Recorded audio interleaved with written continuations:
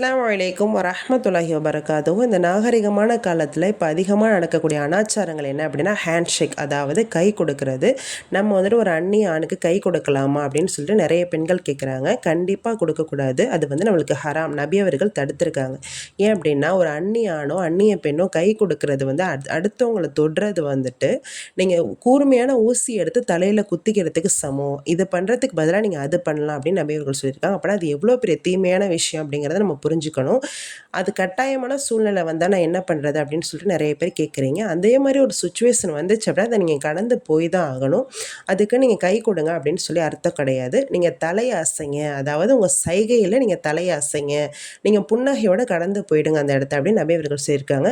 நான் யாருக்குமே கொடுக்கக்கூடாதா அப்படின்னா அது கிடையாது. மகரமான ஆண்களை தவிர, மகரமான ஆண்கள் நம்மளோட குடும்ப உறுப்பினராக இருக்கலாம், நம்மளுடைய சகோதரனாக இருக்கலாம், நம்ம திருமணம் முடித்த நம்மளுடைய கணவராக இருக்கலாம், நம்மளுடைய தகப்பனாக இருக்கலாம். இவங்களுக்கெல்லாம் கொடுக்கறது வந்துட்டு தப்பு கிடையாது. பிற அந்நிய ஆண்கள் யாராவது உங்கள் வேலை பார்க்குற இடமா இருக்கலாம், நீங்கள் படிக்கக்கூடிய இடமா இருக்கலாம், அதே போல் இடங்களில் வெளியில் நீங்கள் போகக்கூடிய இடமா இருக்கலாம். அடுத்த அந்நியான்னு பார்த்து உங்களுக்கு ஹாய் அப்படின்னு சொல்லி கை கொடுத்தாங்க அப்படின்னா நீங்கள் கண்டிப்பாக அதுக்கு ஒருபோதும் அனுமதிக்காதீங்க.